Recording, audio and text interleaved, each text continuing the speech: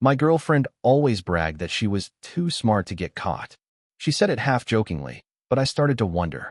So I left an AirPod in her purse with the mic on and walked away. I heard everything. Him laughing. Her saying, he still thinks I love him. I didn't say a word. I just waited for her birthday. Gave her a box with the AirPod inside, still recording, and a note that said, "Smile. You're on air. I'm Rick. I'm from Akron, Ohio." At the time all this happened, I was 31. Working a steady job at a machine parts company, paying my bills, living what I thought was a good, honest life. I'd been with Maya for 2 years. She was beautiful, funny, and had this way of making you feel like you were the only one in the room. Everyone who met her said we were couple goals. I believed it too. At least, I used to. Maya had this thing she always said. She'd laugh and say, "I'm too smart to get caught." Usually it was small stuff. Sneaking into VIP sections at concerts. Lying about her age to get free drinks. I thought it was cute at first, but after a while it started to feel off. Like maybe it wasn't just about harmless stuff. Maybe she was testing how much she could get away with. There were warning signs. I'm not proud to say I ignored them for a long time. Like when she started going out with the girls a lot more. But every time I asked who was there, her answers got vaguer. Or when she would take phone calls outside, saying it was her mom, but she never came back and smiling. Or when she'd come home wearing a different perfume than she left with. Little things. Things you tell yourself not to get paranoid about. But late one night, I caught her smiling at her phone. I asked her what was funny. She jumped like I slapped her. "It's just a meme," she said too fast, yanking the phone away. I should have said something then. Should have demanded to see it. But I didn't. I just nodded and went back to watching TV. A part of me knew. Deep down, I already knew. Still, I needed proof. Real proof. So one Friday, when she was getting ready to grab drinks with friends, I saw my chance. She left her purse open on the kitchen counter. Without thinking too hard, I slipped one of my AirPods into the side pocket, put the case in my pocket, connected it to my phone, turned on Live Listen. Then I kissed her goodbye like nothing was wrong. As soon as she pulled out of the driveway, I got into my truck and parked a couple streets over. Phone open, heart pounding. At first, it was just muffled sounds. Her car, the radio, her humming. Then I heard another voice. A man's voice. Laughing low, the way you laugh when you're standing way too close to someone. "Miss me?" Then Maya's voice, sweet and high and nothing like the way she talked to me. "Of course I missed you. He still thinks I love him." They both laughed. I sat there, gripping the steering wheel so tight my knuckles turned white. Then I heard them kissing. Long, sloppy. Gross. I put the phone down, stared out the windshield. I don't even know how long I sat there. Hours maybe. I didn't cry. Didn't scream. Just sat. Thinking. I thought about every night she'd fallen asleep in my arms. Every plan we made. Every lie she smiled through. And I decided I wasn't going to confront her. Not yet. She thought she was so smart. I was going to let her think that a little longer. Her birthday was coming up in 2 weeks. She kept hinting about wanting something big, some trip, or a piece of jewelry. I started planning her real gift. I went to a jewelry store and bought a simple gift box. Not jewelry, just the box. It looked expensive, heavy, elegant. Inside it, I placed that same AirPod. Still recording, still connected, and a note I wrote by hand. Plain white paper, black pen, smile. "You're on air." The night of her birthday, we had dinner at her favorite steakhouse. She wore this blue dress I bought her last Christmas. I could still smell that other man's cologne clinging to her skin under her perfume. I smiled the whole night, told her she looked beautiful, ordered her favorite wine, laughed at her stupid jokes. When the waitress brought out dessert, I pulled out the gift. Wrapped perfect, tied with a silver ribbon. She lit up like a kid on Christmas morning. Turned into it, expecting something expensive. She opened the box, saw the AirPod, paused. Then she pulled out the note. I watched her face change. Smug grin wiped clean, color draining from her cheeks. She looked up at me, wide-eyed. I raised my glass, said, loud and clear, "Happy birthday, Maya." People at the next tables turned to look. She tried to laugh, make it a joke, but she couldn't even keep her hands from shaking. She stammered something about not feeling well and stood up so fast her chair nearly toppled. I stood too, left $100 on the table, walked out, never said another word. By the time she got back home, I was gone. I spent the night at my buddy Caleb's place. Next day, I moved out of the apartment we shared, blocked her on everything, took my dog, my clothes, my dignity, left her the memory she deserved. She tried reaching out. Texts, emails, calls from blocked numbers. All I ever answered her with was silence. After I moved out, things stayed quiet for about a week. I thought maybe Maya had finally accepted it was over. I thought wrong. One night, around midnight, there was a knock at Caleb's door. Hard. Fast. Panicked. Caleb looked at me like, "You expecting someone?" I shook my head.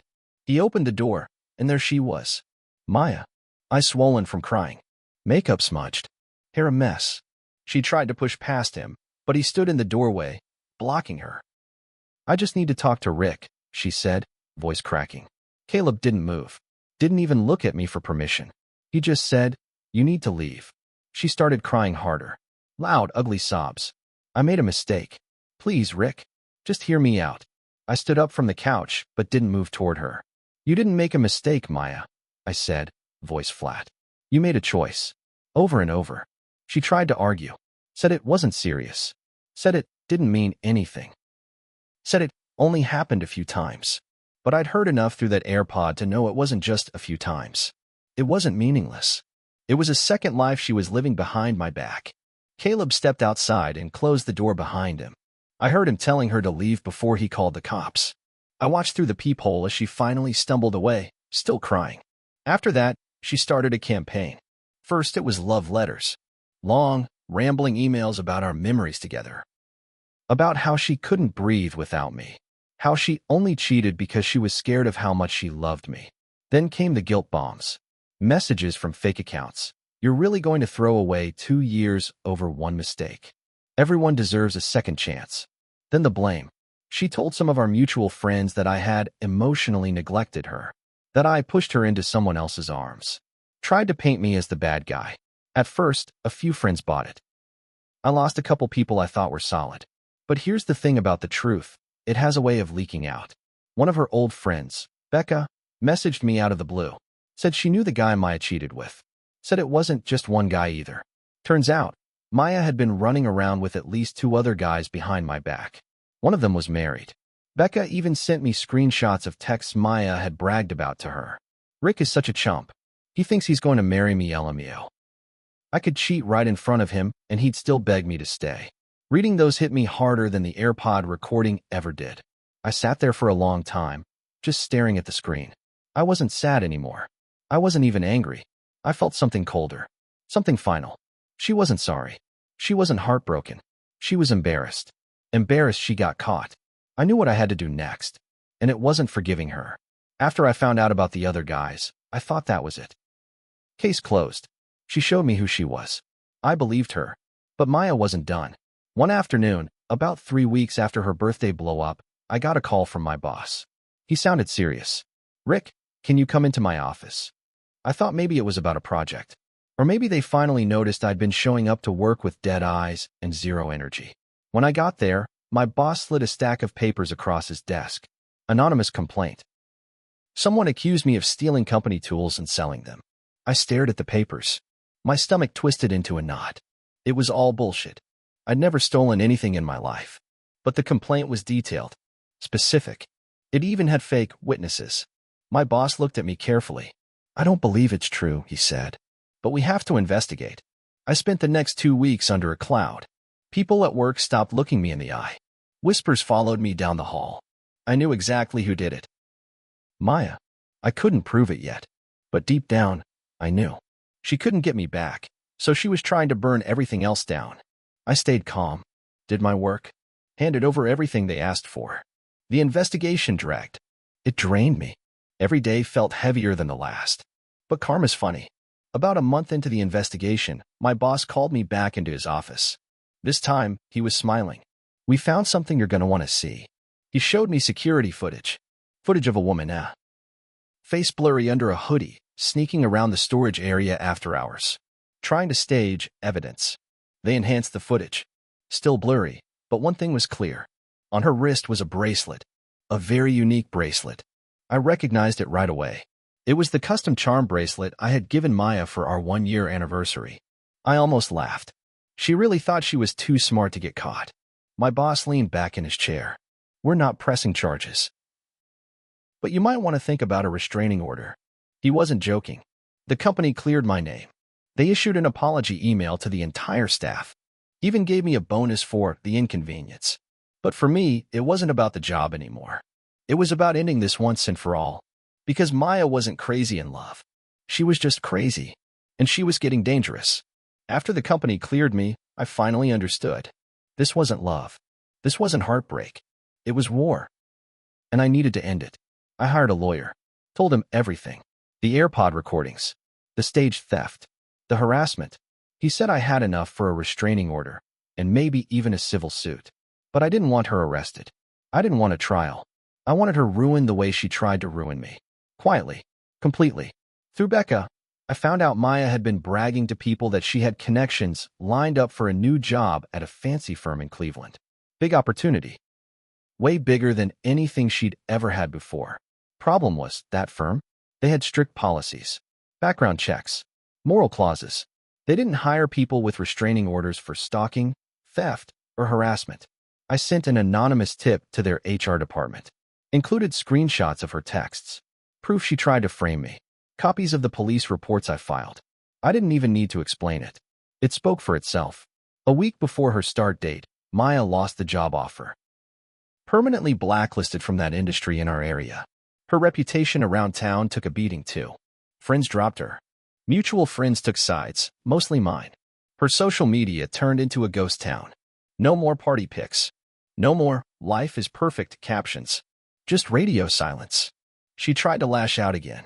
Tried to spin a new story about how I set her up. But no one believed her anymore. She had burned too many bridges. The last time I saw her was by accident. At a gas station, a few months later. She was in a beat-up Honda, pumping gas. Hair tied back. Face pale. She looked tired. Older somehow. Not the bright, laughing girl I once fell for. Not even close. She saw me too. Eyes locked for a second. She looked like she wanted to say something. Maybe beg. Maybe scream. I didn't give her the chance. I turned, got into my truck, and drove away without a word. I wish I could say I felt good. Like I won. But that's not the truth. The truth is, I should have trusted my gut way earlier. Should have walked away the first time the little things didn't add up. Should have loved myself enough not to wait for proof. I lost 2 years to someone who didn't deserve a minute. That's the real mistake I made. And the real revenge? I'm still standing. I'm free. And she's stuck choking on the ashes of everything she destroyed.